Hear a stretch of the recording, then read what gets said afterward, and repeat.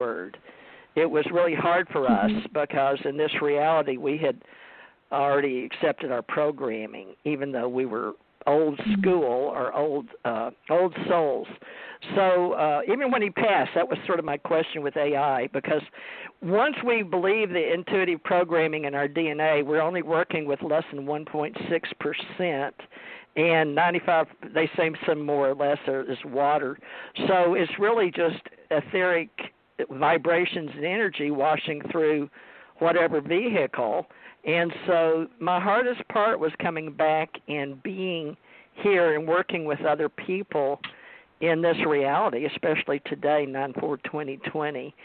So AI is allowing us to, I guess you could say, like the movies, Lucy it, because we were all taking our time finding each other. Did you see the movie Lucy? I know Janet did, where she became all and everything. Yes, I did. Oh, you did? Yes, I did. Very interesting film. Yes. So that has a lot to do with what I see you doing, is helping all of them. But we've got to come up with the etymology with Janet, Suzanne, myself, and you, with a language that we can all. So I just use Lucy as an AI to answer your question. So you see how we use visions, because I didn't know how to tell you. So Lucy, how do you see that? Yeah. So let Geraldine explain what she does with the DNA reprogramming. Go ahead, Geraldine. So what the main you were purpose, going to respond. Yes, the main purpose with what I do, in let's put it in layman terms, if we can, is to help the soul detach from that basic programming that you were talking about a minute ago. That's exactly what we do. The idea is that we are deprogramming from the matrix programming in order to help the soul choose how they travel and work on other planes of consciousness, right? So, again, we come into the incarnation of the physical body, we go through the amnesia process, and, well, as a child, we're very much aware and awake, but the programming kind of goes in early on, up until the age of 7. And so the age of 7, we're already heavily programmed with a lot of basic ideas of our perception, and we are tying ourselves to the construct of this reality. So what I do is I work with people to deconstruct all of those false programmings in order to help them come into their real, true core essence, right? We're coming back to that divine, I guess you can say like a blueprint of the soul. You're coming back to that origin point, that neutral point. And so when you enter that point, then this is when the body becomes fully aware and has the ability to choose their experience. You come into that God creator self. So all of the programming that I do, I talk about things that I have done on myself. Like I wouldn't speak of anything that I haven't done personally. So I know that you can reach that 0 point with this kind of work.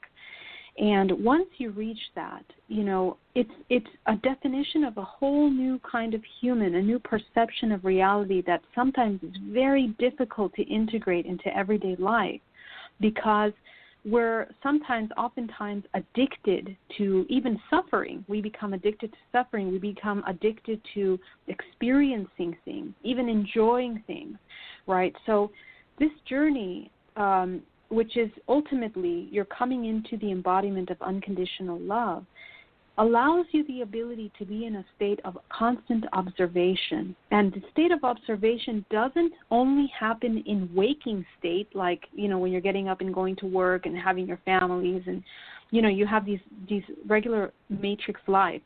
It also applies to becoming conscious and aware in dream time, where you are leaving the body on an astral level to begin to work on other planes, which we do every night unconsciously, right? But your ability to come into conscious awareness in waking time will leak into the dream time and ultimately in death. So when the soul is being detached from the physical body, it also becomes aware. And I was able to experience that with a near-death experience that I had 2 years ago, where my soul was detaching from the body. And I exactly became aware in that moment where I could break my contractual agreements. And through the breaking of those contractual agreements of that death experience, I chose to return back into my body and continue my work here.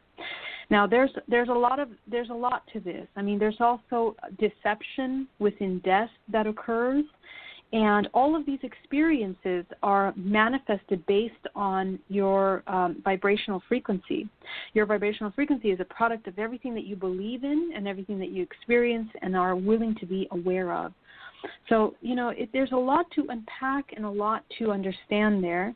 If you do the work, if you can heal and deprogram that heavy program, you can detach and begin to work on higher planes. And this is where the soul can come into evolution. It becomes conscious, aware on higher planes. So when did this sounds exactly like what we were doing 30 or 40 years ago back with the motivational movement, but we were working with the ancient mystery schools, and we were working with people that we were putting out there, Stephen Hawking, Gene Roddenberry, people like that, all meeting at various times together to change the reality. Do you have anybody? Last week we had a girl, a very smart woman, Lisa O'Hara, and I hope Janet brings her back. I didn't contact her yet, but she was very much on using Swerdlow's books. Now Suzanne is our master dream interpreter, and she's studied with some very brilliant people in that. But all of us, at least me, Suzanne, and Janet, are all old souls and dealt with all this prior to coming here. And so one of my jobs was to work with the AI and using all the language, not just the musicians with and the 12 sounds, but with the people making the AI today that we're using, like we use in space, if that makes any sense. So you're doing the kind of work, but what Suzanne, help me out here, because you and I talk a lot, and Janet does too, but we've had lucid dreaming, but it goes beyond your conscious, subconscious, and superconscious. And I don't know, Janet, I don't know if you're familiar with who Suzanne studied with, but about the language. Put it in the form of a question. Okay, Suzanne. Put it in the form of a question. Well, I'll answer it. What's the question you're trying to ask? Okay, I'm looking for the connection.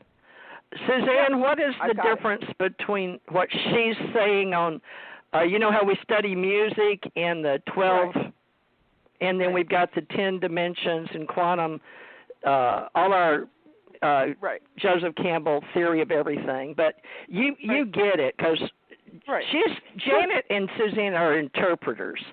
And people like me, I'm so old that I've forgotten how to be Thoth.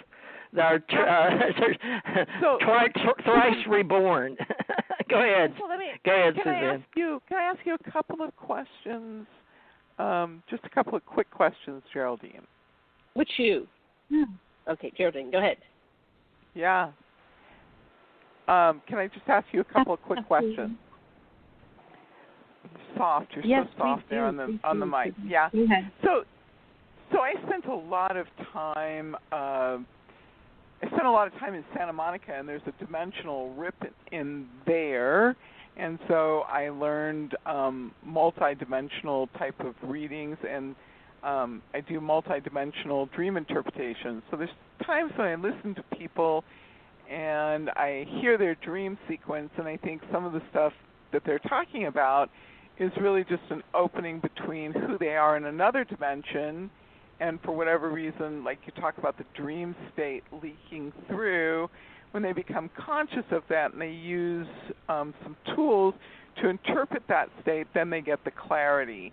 And so a lot of the material that you're talking about is material that we sort of worked in the 70s and 80s, because I think you're, no offense, I think you're quite a bit younger. We looked at your picture on LinkedIn, and you're so beautiful and everything else, and we said, oh my God, look at how beautiful she is. So I'm thinking you're a little bit younger than we are. So I don't want to put you on the spot and ask you your age. I studied with a man by the name of Alex Lukeman, and Alex Lukeman was a descendant of Brew Joy, and Brew Joy wrote the book Joy's Way, and Alex Lukeman wrote the book What Your Dreams Can Teach You, and so I studied with him for a year on dream interpretation.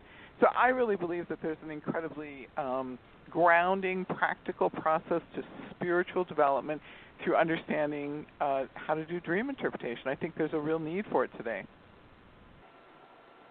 Mm-hmm. So what's yeah, your question? Wonderful. No. The language. What would the language crossover between music, DNA, nomenclature? Because so many of these younger kids are picking up using DNA and the chakra balancing systems out of the old Tarot and Tantra. But it's Middle East meets West. But they're using it with the AI over in Silicon Valley, and that's basically where she is. What's the question? I'm confused. The language and the terminologies are all crossing over. Put it in a question. I guess. Put it in a question. What's your question? The language that we can use, like when we're doing these, helping all these people and their support into understanding that they are now in cyberspace, they're hyperspace interfacers. So we're here to help with the crossover, or what we call the ascension age, right? Ascending into higher levels of essence, so to speak, that everybody doesn't have just the 3D illusion. We're supposed to be awake already, but a lot of these scientists have kept us, dumbed down in the government. I'm still asking, what's the question? How do we make this happen with Geraldine? Yes. The language. So what is the this that you want to happen? Geraldine, what's the common language between us? Because it's a lovely. It's I understand what you're talking about. I'm listening to your story, and a lot of the information that you're discussing are things that we've.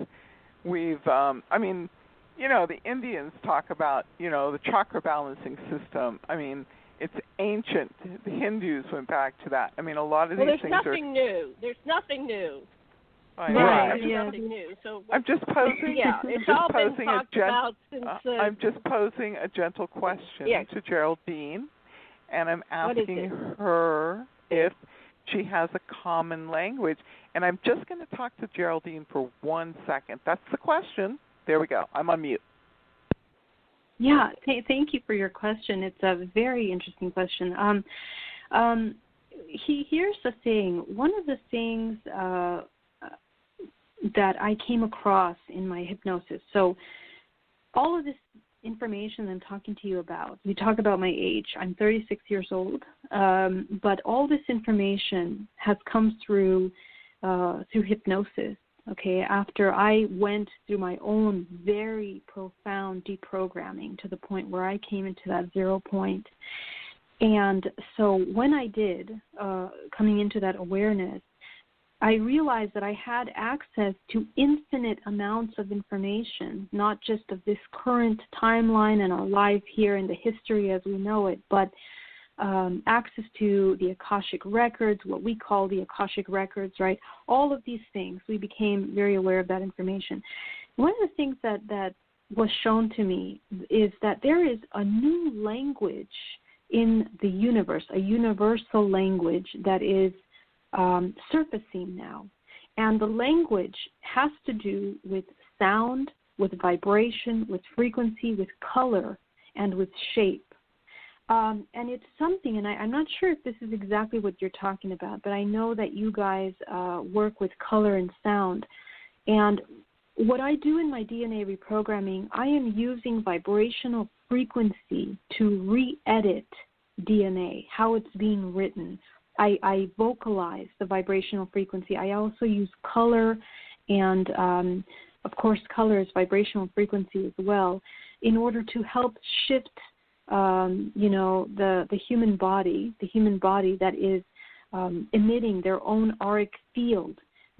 Every human has one particular vibrational frequency that is, let's say, how do we put this? It's basically defining and has all the information of everything that they are, right? Everything that is encoded in their DNA,